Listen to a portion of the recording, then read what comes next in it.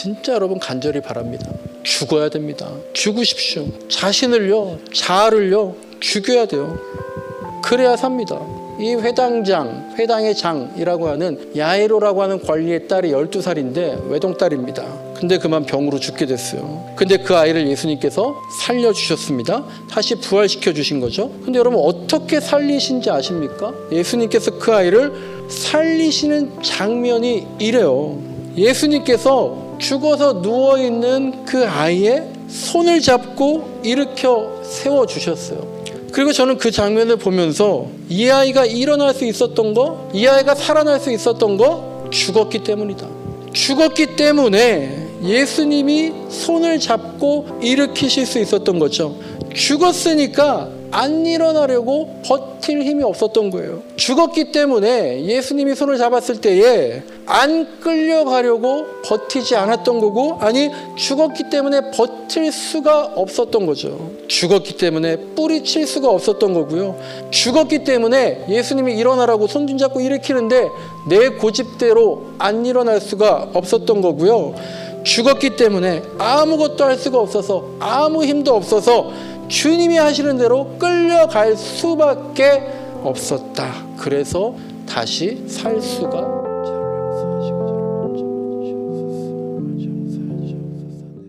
네, 오늘은 빈 무덤, 여백인가 공백인가라는 제목으로 말씀을 나누겠습니다. 아까 광고 때 말씀드렸던 것처럼 오늘이 사순절 첫째 주일입니다.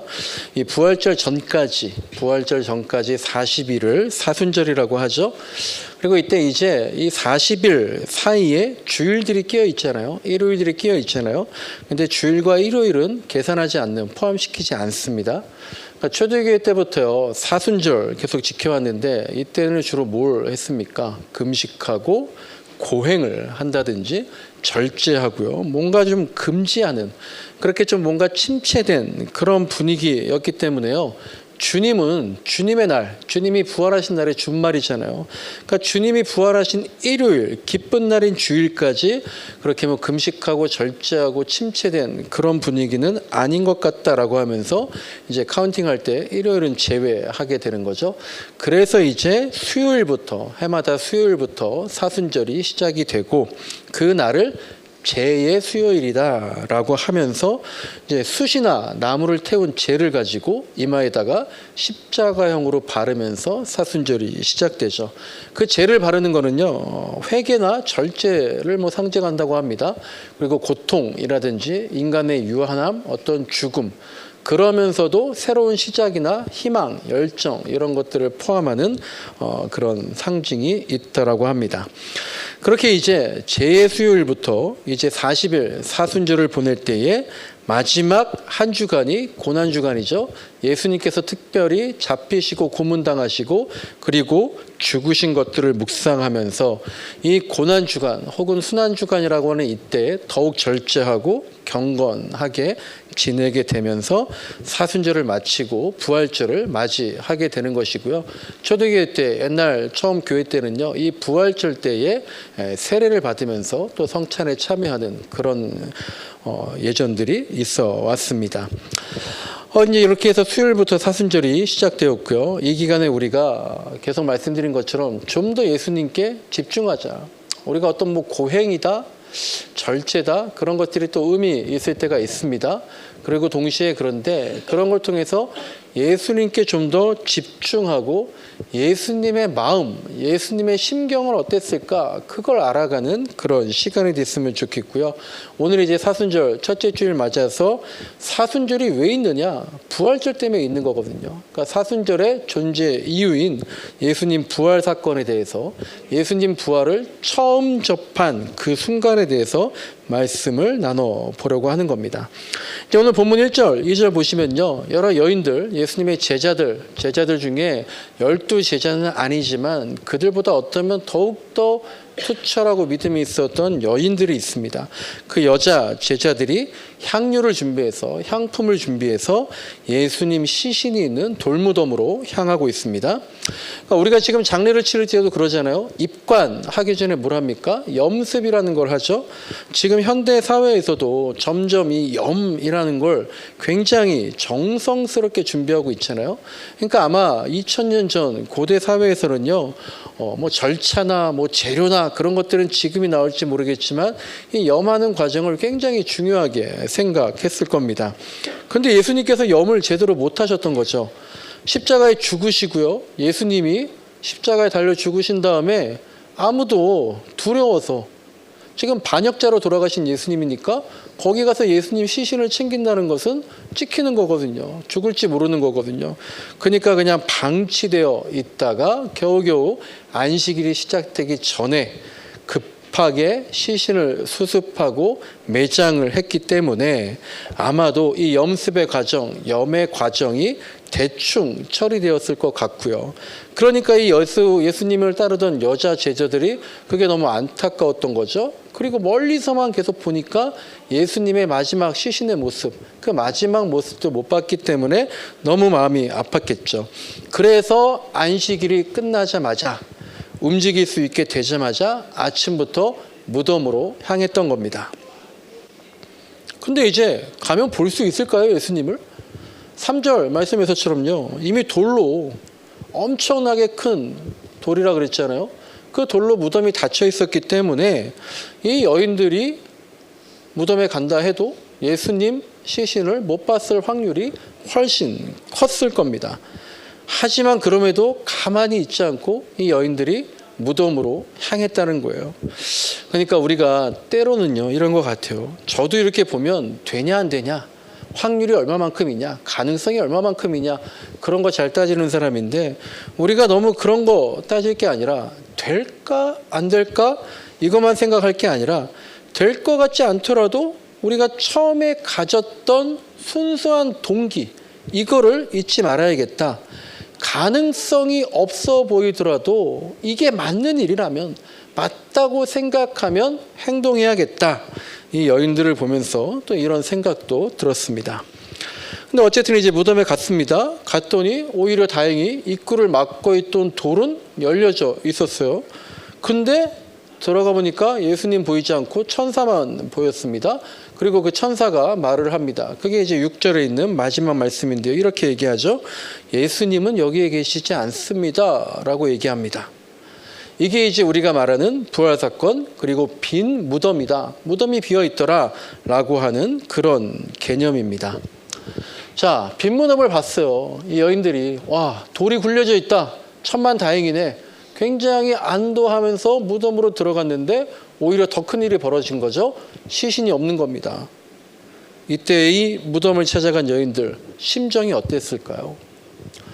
성경에 나와 있는 것처럼 매우 놀랐겠죠. 너무나 놀라고 떨려서 정신이 하나도 없었던 겁니다. 머리가 하얘진다는 그런 표현이 있잖아요. 그런 상황이었던 것 같아요. 물론 갑자기 웬 낯선 남자, 천사겠죠. 하나님의 사자겠죠. 그렇게 있는 것도 놀랐지만 어쨌든 예수님의 시신이 없어졌잖아요. 우리가 사고가 나면 시신 찾으려고 그렇게 애를 쓰는데 지금 어쨌든 마지막도 못 봤는데 이제 완전히 못 보게 된 겁니다. 그래서 이 여자들이요, 자기들이 무덤에 간 이유를, 무덤에 간 목적을 완전히 잊어버린 거예요. 이 여인들이 무덤에 왜 갔습니까? 아까 말씀드린 것처럼 죽은 예수님의 시신에 그래도 향료라도 좀 제대로 발라드리려고, 염이라도 제대로 좀 하려고 갔던 거죠.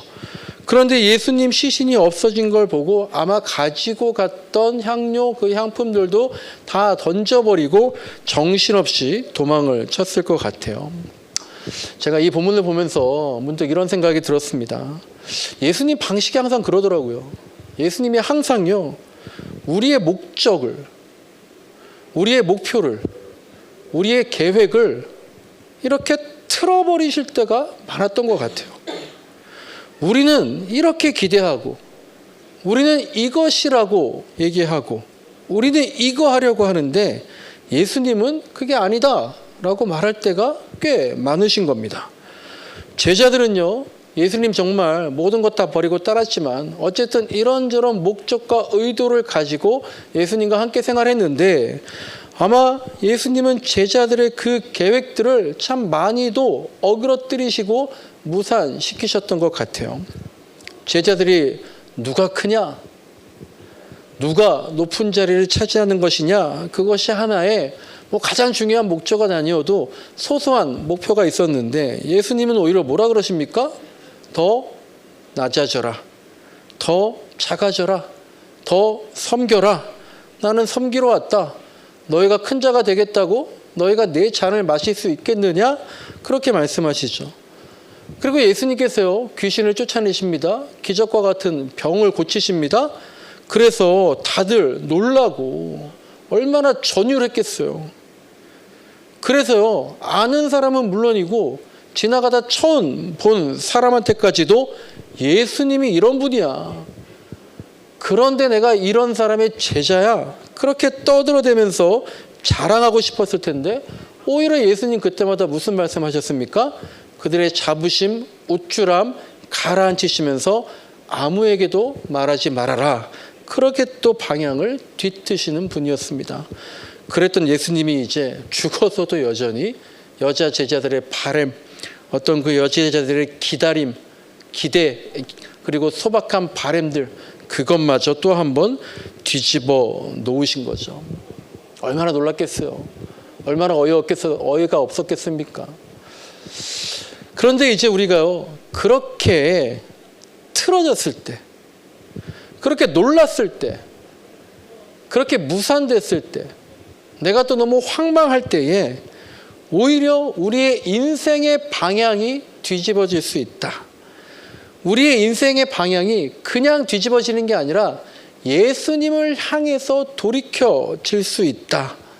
그래서 새로운 희망이 생기고 새로운 해답을 찾아내고 새로움을 느끼는 그런 순간이기도 하다라는 걸 알고 있습니다. 그리고 그런 일들이 옛날에 한 번 일어나고 평생 안 일어나는 게 아니라 꾸준히 놀라고 꾸준히 황망하고 꾸준히 뭔가 무산되고 하는 그런 상황과 사건들이 우리한테도 계속해서 일어납니다.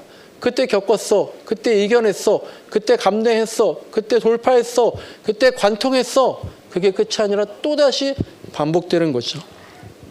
그리고 그러면 결과적으로는 예수님에게로 돌아가서 방향을 돌이켜서 좋을 것 같지만 남들이 그런 일을 겪으면, 정말 살아가는 사람들이 그런 일을 겪으면 힘들지. 하지만 결국엔 예수님께로 가는 과정이야 격려해주고 하지만 안타까운 건 그런 상황들이 당사자들한테는 충격과 공포로, 불안과 초조로, 혼란과 근심 덩어리로, 그래서 방향을 상실할 것 같고 포기해야 될 것 같고 머리가 하얘지고 아무것도 모르겠고 아무것도 못하겠고 어떻게 해야 할지 모르겠고 너무 걱정만 되는 그런 사건과 상황으로 우리에게 접해지더라는 거죠. 지금 바로 이 여인들이 빈 무덤을 접하고 느끼는 마음이 그런 것들입니다. 이 여인들이 접한 빈 무덤이라는 공간, 우리 인생에도 이런 빈 무덤과도 같은, 모든 게 사라지고 한순간에 모든 게 보이지 않고 아무것도 남아있는 것 같지 않고 그래서 넋을 잃게 되는, 정신이 혼미해지는 그런 사건과 시간들이 늘 존재한다라는 거죠. 여러분, 빈 무덤, 우리가 빈 무덤 본 적이 없죠. 근데 빈 무덤 어떤 공간입니까? 아무것도 없는 공간입니다. 아무것도 없는 빈 공간이라는 거예요. 그리고 우리가 빈 공간이나 빈 자리 말할 때에 오늘 설교 제목과 같이 어떨 때는 공백이라고 말을 쓰기도 하고요. 어떨 때는 여백이다라고 말을 쓰기도 합니다. 그렇다면 오늘 본문에 나온 빈 무덤, 무덤이 비었더라, 아무도 없더라. 이 빈 무덤은 공백일까요? 여백일까요? 이 빈 무덤이 여인들한테는 공백으로 느껴졌을까요? 여백으로 느껴졌을까요? 또한 종종 우리들에게도 닥치는 그 빈 무덤과 같은 사건들을 우리는 공백으로 바라봅니까? 여백으로 바라봅니까? 그리고 하나님은 우리에게 공백을 주신 걸까요? 여백을 주신 걸까요? 여러분도 다 느끼시는 것처럼 공백이란 단어, 여백이란 단어 그 뉘앙스가 약간 다르죠. 둘 다 빈 공간, 빈 시간을 말하지만 공백은 무엇인가 내 의도가 아니라 예기치 않게 빠져버린 어떤 결핍된 공백이 생겼네, 구멍이 났네 그런 시공간을 말하죠. 하지만 여백은 의도적으로 남긴 결핍이 아니라 오히려 가능성이 보이는 시공간을 말할 때 우리가 쓰는 거죠. 그래서 공백이 생기면요, 우리가 상실감을 느낍니다. 혼란이 생깁니다. 있던 게 빠져나간 그런 느낌이죠. 근데 여백으로 바라본다면 오히려 그 여백이 나에게 혼란과 상실감이 아니라 안정감을 주기도 하고 기대감을 주기도 하는 거죠. 그래서 성경에 보면은요, 이런 시간의 역사, 공간의 역사 서술하는 것들이 꽤 있습니다. 이스라엘 백성들이 40년 동안 사막에 있었잖아요.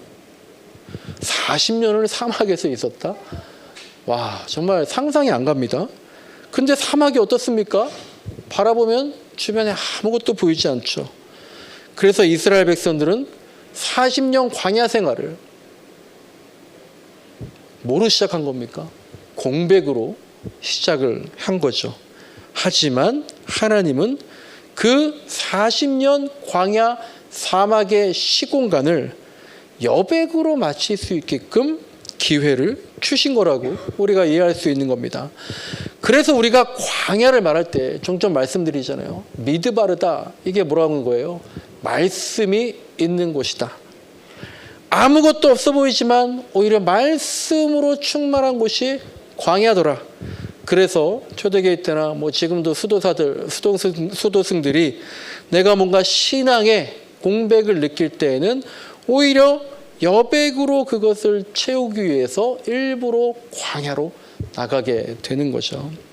또 이런 일도 있습니다. 야곱의 아들 요셉 있잖아요. 요셉이 얼마나 억울한 시간들을 보냈습니까?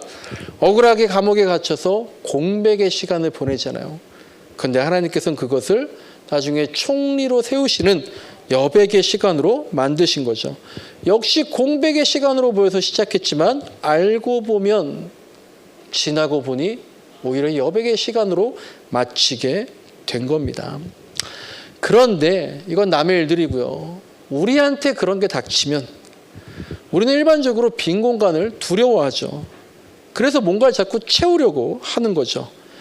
하지만 우리가 그것을 빈 공간을 공백이 아니라 여백의 눈으로 바라본다면 비어 있어도 오히려 가득함을 느끼게 되는 거잖아요.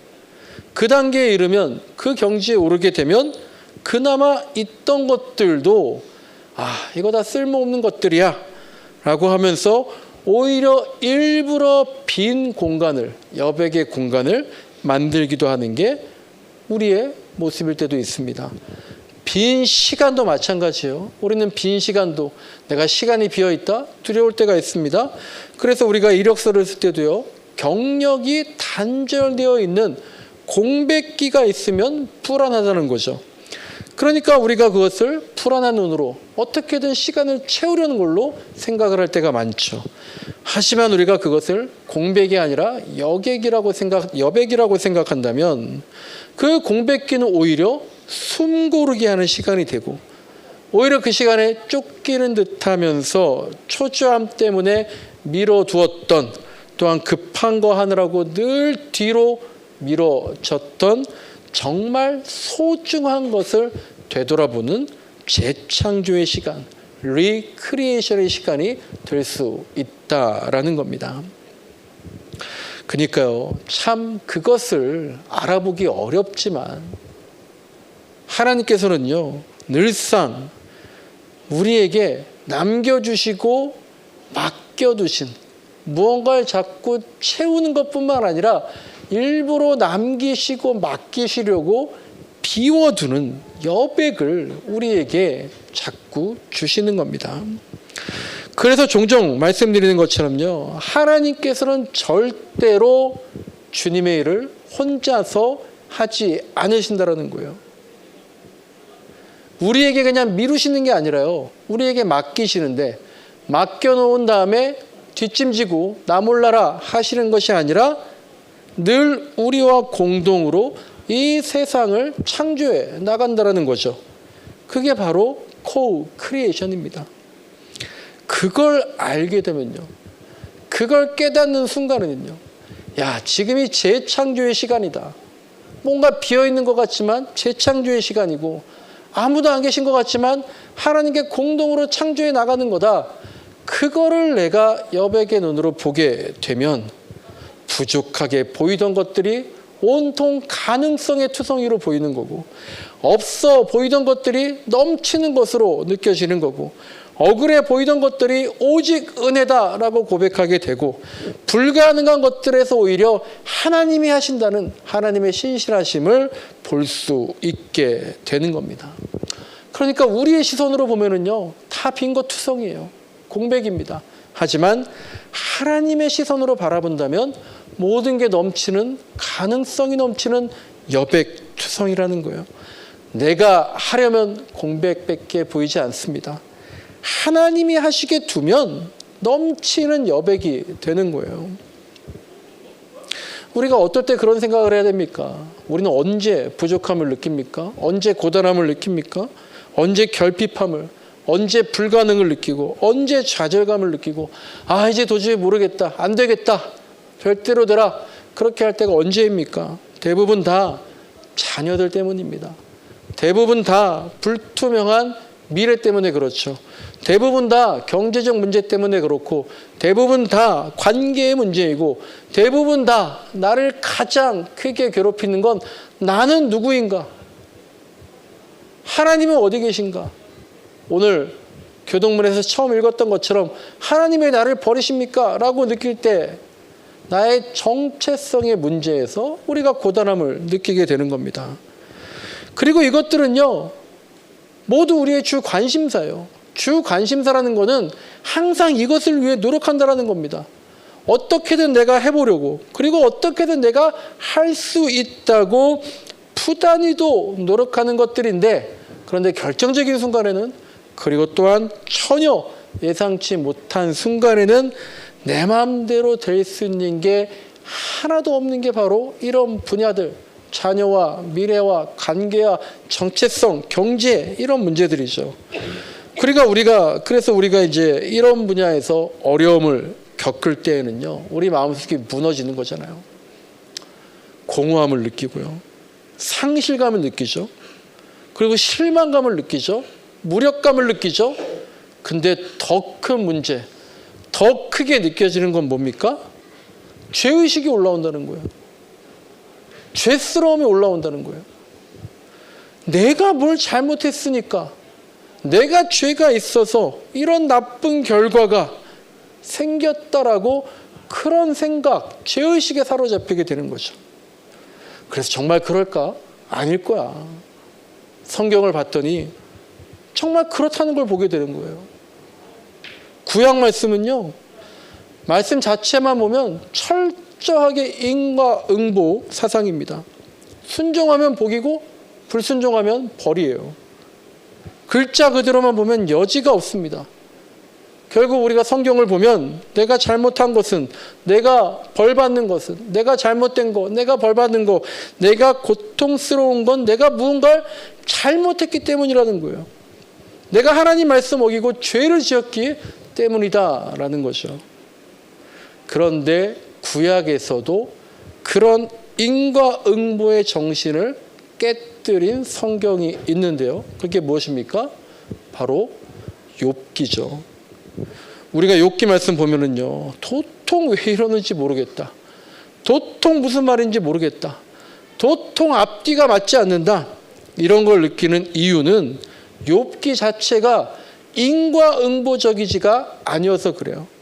욥기 자체가 논리적이지 않고 욥기 자체가 계산적이지가 않아서 우리가 도대체 무슨 말인지 모르겠다라는 거예요. 그 모르겠다라는 게 바로 우리가 감히 측량할 수 없는 은혜라는 거죠. 신약에서 죄 없는 예수님께서 우리를 위해 죽으시고 다시 부활하셔서 인과응보적인 사랑에서 무조건적인 조건이 없는 사랑으로 그 은혜가 완성이 되는 거죠. 그러니까 우리가 성경을 보면서 죄의식을 느끼는 거나 내가 잘못해서 그런 거다, 그것 때문에 내가 침울해지고 나를 무너뜨리면 안 된다라는 겁니다. 이런 은혜, 당연한 것 하나도 없더라라고 하는 은혜, 그거를 인정하게 되면, 그거를 체험하게 되면 똑같은 빈자리가, 똑같은 빈 공간이, 똑같은 빈 시간이, 똑같은 빈 무덤이 공백이 아니라 여백으로 보이기 시작하는 순간인 겁니다. 우리가 난감할 때가 있습니다. 캄캄할 때가 있죠. 보이지 않을 때가 있죠. 절망할 때가 있죠. 이보다 나쁠 수는 없다, 그렇게 얘기할 때가 있죠. 그러면서도 나도 다 안다라고 애써 위로하고 아닌 척할 때가 있죠. 방법이 없을 때가 있죠. 그럴 때 어떻게 해야 됩니까? 성경에서 그럴 때 어떡하라고, 이렇게 하면 감내할 수 있다고, 돌파할 수 있다고 말합니까? 진짜 여러분 간절히 바랍니다. 죽어야 됩니다. 죽으십시오. 자신을요, 자아를요, 죽여야 돼요. 그래야 삽니다. 거듭나려면 어떻게 돼야 돼요? 먼저 죽어야 됩니다. 부활하려면 어떻게 돼야 돼요? 먼저 죽어야 되는 거예요. 다시 살고 싶어요. 죽지 않았는데 어떻게 다시 삽니까? 어제 세상의 빛 월사 새벽 기도회 때에 누가복음 8장 말씀을 나누는데요. 거기에 보면 회당장 야이로의 딸이 나오는데요. 이 회당장, 회당의 장이라고 하는 야이로라고 하는 관리의 딸이 12살인데 외동딸입니다. 근데 그만 병으로 죽게 됐어요. 근데 그 아이를 예수님께서 살려주셨습니다. 다시 부활시켜 주신 거죠. 근데 여러분 어떻게 살리신지 아십니까? 예수님께서 그 아이를 살리시는 장면이 이래요. 예수님께서 죽어서 누워있는 그 아이의 손을 잡고 일으켜 세워주셨어요. 그리고 저는 그 장면을 보면서 이 아이가 일어날 수 있었던 거, 이 아이가 살아날 수 있었던 거, 죽었기 때문이다. 죽었기 때문에 예수님이 손을 잡고 일으키실 수 있었던 거죠. 죽었으니까 안 일어나려고 버틸 힘이 없었던 거예요. 죽었기 때문에 예수님이 손을 잡았을 때에 안 끌려가려고 버티지 않았던 거고, 아니 죽었기 때문에 버틸 수가 없었던 거죠. 죽었기 때문에 뿌리칠 수가 없었던 거고요. 죽었기 때문에 예수님이 일어나라고 손 잡고 일으키는데 내 고집대로 안 일어날 수가 없었던 거고요. 죽었기 때문에 아무것도 할 수가 없어서, 아무 힘도 없어서 주님이 하시는 대로 끌려갈 수밖에 없었다. 그래서 다시 살 수가 있었다라는 겁니다. 죽어야 다시 사는 겁니다. 계속 죽어야 돼요. 또 살고요. 또 힘듭니다. 또 죽는 겁니다. 자꾸 나를 버려 나가는 거죠. 죽은 것도 같고 산 것도 같고, 죽은 것도 아닌 것 같고 산 것도 아닌 것 같고, 그렇게 이도저도 아니게 살지 마시고 죽으십시다. 그래야 다시 살아날 수가 있는 겁니다. 말씀을 정리합니다. 예수님이 사라지신 빈 무덤, 공백의 시각으로 보면요, 모든 것이 끝났다고 하면서 부재와 상실밖에 보이지 않을 겁니다. 하지만 그 빈 무덤을 여백의 시각으로 보면 모든 걸 새롭게 시작할 수 있다는 기대와 희망의 눈으로 다시 볼 수 있을 거예요. 오늘 본문의 여인들을 비롯한 모든 제자들에게 그 빈 무덤은요, 처음에는 공백으로 다가왔겠지만 예수님께서는 내가 없는 것이 아니다, 공백이 아니다, 여백으로 보라는 신호를 주신 겁니다. 다 끝났다라고 하는 것이 아니라 새로운 시작이라고 메시지를 던져주신 겁니다. 사순절입니다. 그리고 부활절이 옵니다. 진정한 부활신앙은 뭐냐면요, 지금 여기가 다가 아니라는 겁니다. 지금 여기가 다가 아니라는 걸 믿는 게 부활신앙입니다. 진짜 부활신앙은 지금 이 고통의 시간이 끝이 아니라는 걸 믿는 겁니다. 그리고 부활신앙은요, 죽어서 천국 갈 때까지 그 고통이 계속될지도 몰라라는 게 아니에요. 예수님께서 분명히 말씀하셨습니다. 천국이 가까웠다 그랬어요. 여기 있는 사람들 중에서 죽기 전에 하나님 나라 천국을 볼 사람도 있다라고 말씀하셨어요. 나를 부인하고 자기 십자가를 지고 먼저 그의 나라와 그의 의를 구하고 그의 뜻대로 살아간다면, 주님께 그저 끌려만 간다면, 나를 버리고 힘을 버리고 끌려만 간다면 그 어디나 하늘나라다라고 지금 내 삶의 자리에서 반드시 맛볼 수 있는 것이 천국인 겁니다. 저 여러분이 종종 혹시 빈무덤과 같은 상황이 될 수 있습니다.